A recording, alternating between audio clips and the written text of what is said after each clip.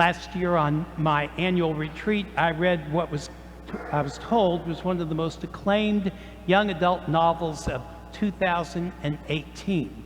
The book is called They Both Die at the End. It's a happy book, doesn't sound that way. And it's about two characters, and they really do, by the way, both die at the end. Seems like a downer. Why read something where you know your protagonists that you're going to meet over the book are going to die in the end? But the book certainly deserves its critical acclaim, the way it presents its subject matter.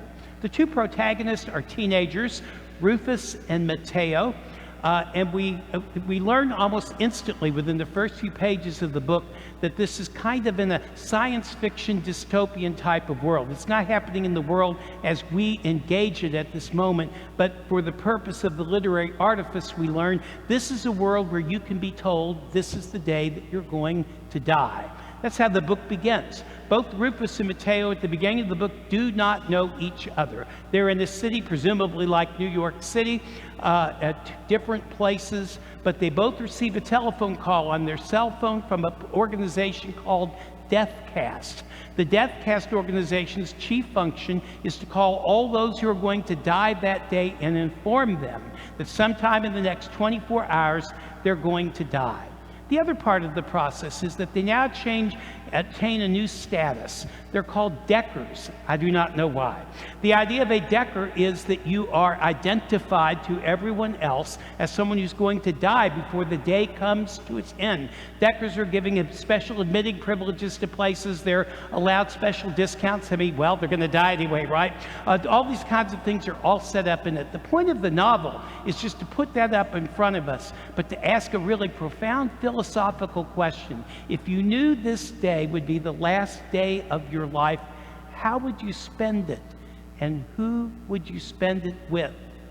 And what would be the outcome of that? And I remind you, the title says, they both die at the end, and I remind you again, yes, they do. Jesus and Peter are having a conversation just minutes before, as I mentioned, that Jesus is saying to him, Peter, you are Peter, and on this rock I will build my church, and the gates of the netherworld shall not prevail against it. Everything that we hold as Catholics, the Petrine privilege that comes to the Holy Father that rules over our church, stems from this conversation of what will be bound in heaven will be bound on earth, what will be loosed in heaven will be loosed on earth. The keys, they call it, the keys to the kingdom. Can there be a more exultant moment when Peter realizes what is being handed to him? And then if you're following the text in Matthew, of course we go a week later, but if you're reading the text in Matthew, right after that conversation happens, Jesus begins to teach the apostles that he must first suffer and then die and then be raised again. Peter says, as I mentioned in the introduction to the Mass, God forbid that such a thing would happen to you. And actually not unbelievable reaction when we first hear about the idea of death, and we hear the idea is that it's going to be a painful and difficult death, and there doesn't seem to be any real point to that death. Jesus' reaction is similarly surprising. The man who had just handed the keys to the kingdom to, he says, "Get behind me, Satan." Meaning, does Satan have the keys to the kingdom? But he's really using a figure of speech, and he says, you're thinking not as God does, but as human beings do. And you see that the whole idea of Jesus suffering then is placed before us. It remains a riddle all the way down to the age where we celebrate the Eucharist together this morning. It's not like you and I can ever really grasp this idea of a perfect, divine, eternal, all-loving God being able to, quote, condescend himself into human flesh. The question's often asked, how can Jesus really suffer since he's God? How can he really feel pain since he is God? Can he feel emotion since he's divine and has perfection because he knows the big picture? How can he really feel that humanity? These are good questions. I don't have good answers. The church never really had a good answer other than to say that it's a great mystery, the mingling of the divinity and the humanity of Jesus Christ. But it certainly points out, as Jesus is teaching them, that he's not giving them a work of fiction. He is not saying, I'm going to have an imaginary passion. I'm going to have an imaginary death. Don't believe what you see, because that's not going to be the way things are. He says none of those things to them. Instead, he says something that's rather predictable to us. He says, the Son of Man must first greatly suffer and be put into the hands of the scribes and Pharisees, who will persecute him and put him to death, and then rise again on the last day. God forbid that such a thing would happen, one would say, to anyone. A few words about this. The words I've certainly shared with you before, but we're willing to share with you again. Particularly those of us that went to the Holy Land together. There's a good number of you here this morning in the church. You know, when we go to these geographical places where the events of the Bible take place, we're forced to actually recognize Jesus really walked on this soil. Jesus really breathed this air. When you're in the Garden of Gethsemane, which is this magnificent place that you go, there are still trees that date over 2,000 years ago. So they were there when Jesus was there. This is the garden that we hear about on Holy Thursday and on Good Friday. And we're told that in the garden, Jesus profoundly experienced an agony. Remember the words? He said, Father, if it is your will, let this cup not pass my lips, but your will be done. I think he said more elegantly than the way that I said that, but you kind of get the idea. The idea is Jesus isn't faking his agony. He's not playing a role in a drama. He's not winking an eye saying, this isn't going to last very long, don't worry about it. His agony is profound. His suffering is real. And for most of us with human eyes, it seems utterly pointless. What is the point of this? What good is going to be accomplished by it? The apostles certainly can make nothing of it. But I want to suggest that Jesus' agony is most certainly real. And that also then means that when he says the words from the cross, it is finished, it's reported to us in John's gospel, and he breathes his last and he dies, we know that Jesus has died. And we're told that Jesus' lifeless body is placed in his mother's arms, a recognition all of us have. What parent ever wants to hold the lifeless body of the child with whom they've given life in their arms? Is there almost any other agony that we can imagine? Not quite. The figure is profoundly moving. It's profoundly filled with pain, filled with sorrow, but also filled with mystery. Why? Particularly in the Pietà, where the Blessed Mother is holding Jesus' body in her arms as he's taken down from the cross. In that particular frozen moment in the sculpture, something is happening beneath the surface that we can't see. Jesus, when he says it is finished, is now more alive than he ever was when he was born in Bethlehem, grew as a child, became an adolescent, went into his adult ministry, was baptized in the Jordan, and then began to teach his disciples. That Jesus was not as fully alive as Jesus was when he appeared to the naked eye to be a lifeless figure in his mother's arms, to be buried in a tomb not his own. And you see it as that on Easter Sunday, when Jesus is raised from the dead and appears to his disciples, that they began to realize, even though they don't understand, that Jesus now raised from the dead is more alive than he was before. And that is the mystery, of course, that we honor and celebrate when we celebrate Eucharist. St. Paul says it a different way in the second reading. He says, offer our bodies as a living sacrifice, holy and pure before the Lord our God. As I wrote in the bulletin column that's out there for this weekend, we shouldn't put this on the recruitment brochure. You know, it's not the way to promote people to come into a church to say, offer your body as a living sacrifice. That phrase, living sacrifice, is for us an oxymoron. The two terms contradict each other. If you're a child of the 60s like I am, the classic oxymoron is military intelligence. We used to always say those two things could not cohere in the same sentence of English. The oxymoron invites us to look at two things that seem contradictory and somehow find something that unifies them. Living sacrifice. You know, when I first heard it, the first thing I thought of, and it appears in the bulletin column also, is the old pagan tribes that would take a young virgin and throw her into the volcano to appease the volcanic gods. It's a waste of a perfectly nice virgin, and it does not satisfy the volcano, which I have to tell you, is not God. Volcanoes still going to do what volcanoes do. Virgins are going to do what virgins do. It's not that's what we think of as living sacrifice. Pure subtraction. Someone loses their life, they lose something of value, and quote, no good comes from it. Even if good was intended, no good comes from it. That's how we would normally understand living sacrifice. What can St. Paul possibly mean? Well, a clue to it comes in our first reading, Jeremiah the prophet, who's now suffering because he has done what God's asked him to do, prophesy to the truth.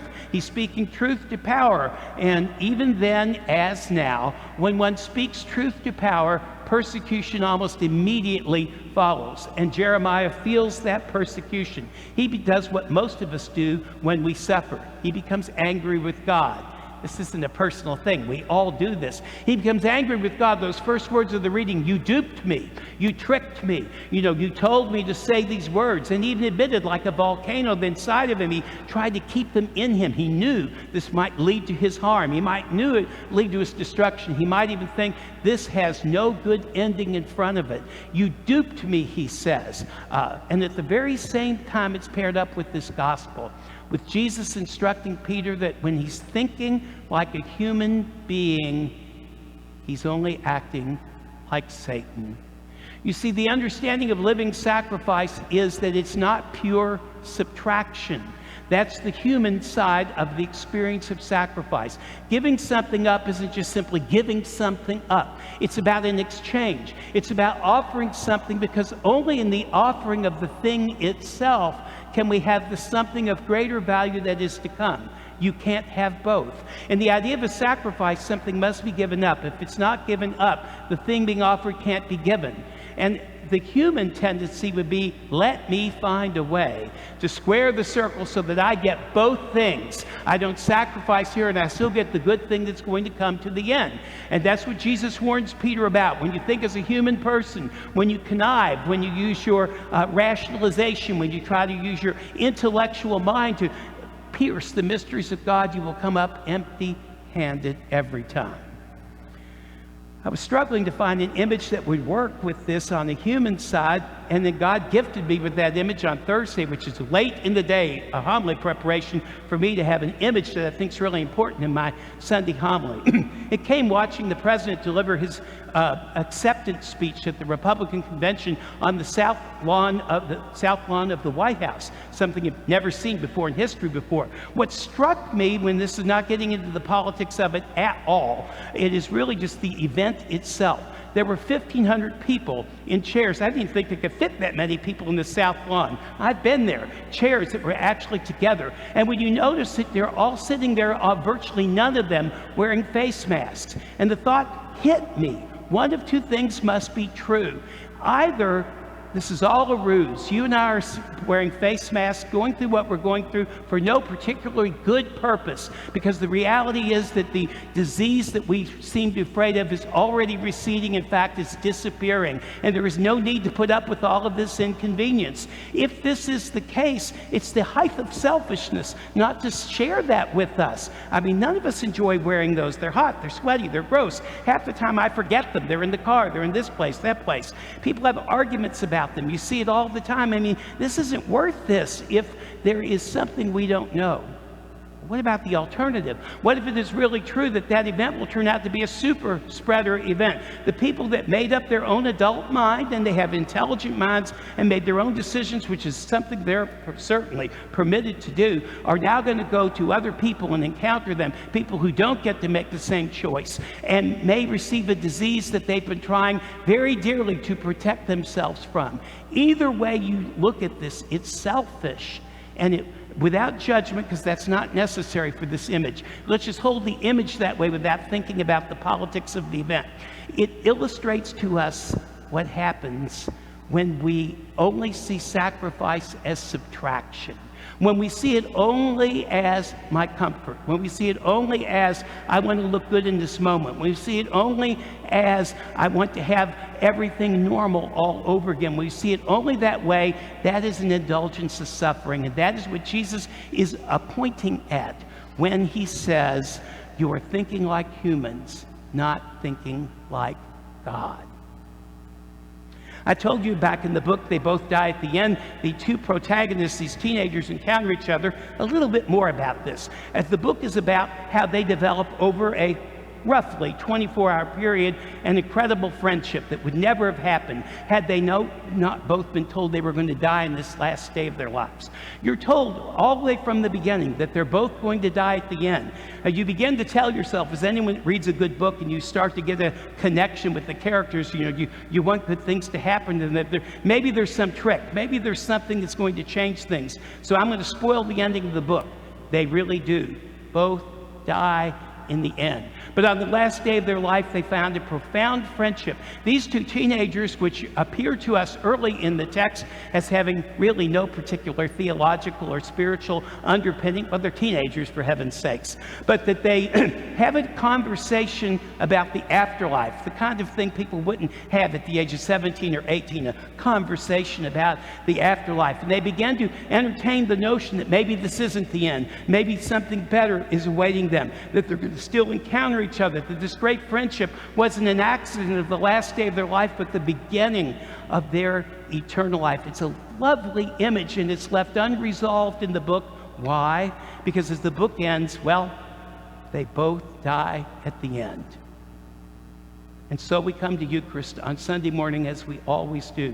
Eucharist, my brothers and sisters, is living sacrifice. It is not an oxymoron. It is instead the central tenet of our faith.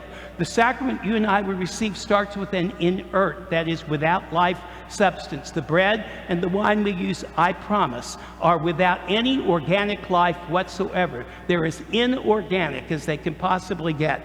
After the consecration, through the work of the Holy Spirit, certainly not through me, the bread and the wine will become the sacred body and precious blood of our Lord Jesus Christ, living. St. John says in his gospel, I am the living bread come down from heaven.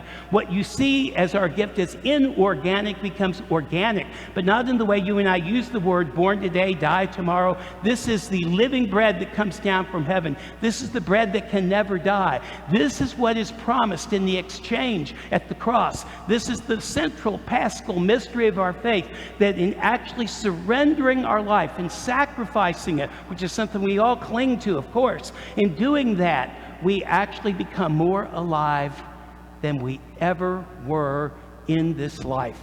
Every time you and I repeat the experience by receiving Holy Communion, we are reminded that this is not all there is. Let's face it, that's the ultimate disappointment of life. You come to the end of your life and you find out it was just a downer. There was no really good thing to say about it.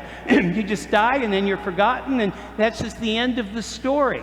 Peggy Lee did it best in that song, which she sings it after all these different things that happen in her life. She sings, is that all there is? Is that all there is? And she says, if that's all there is, my friends, then let's start dancing and break out the booze and have a ball, if that's all there is. I'm telling you, and more importantly, Jesus is telling you, this is not all that is. You're thinking as humans, not as God does. God, who only God can appreciate the span of real existence, the transcendental nature of his divinity, the awesome gift that awaits us when we finally surrender our last bit of breath, and we don't just simply die, but we become more alive than we ever were before. It is a gift that must first start in sacrifice and ends in a joy beyond all imagination. But before we get there, I guess we need a dress rehearsal, and that's what Eucharist is. It's dress rehearsal. By receiving living sacrifice, we are told this is what is going to happen at the end. And for most of us, we've still, as I said a couple weeks ago when I preached to you, we've still got living to do. And we have living to do. We have suffering to encounter. We have mysteries that we won't understand. We have agony that we would rather not experience. We'll have all of these things still await us. When we walk out the safe doors of this church, we'll go into a world that's not always masked the way you nicely are when we're in church, and doesn't have always carefully socially distanced where we feel somewhat safe. We go out into a world that, well, is a little bit riskier, a little bit more unsafe, and we go out with the same questions, and we wonder, what's the point of all of this, you and I? And the point is rather this, and it's good news once you've really heard about the truth about living sacrifice, that when we die, we become more alive than we ever could possibly be in this moment. I would say the central truth for you and I is that, well, we both die at the end.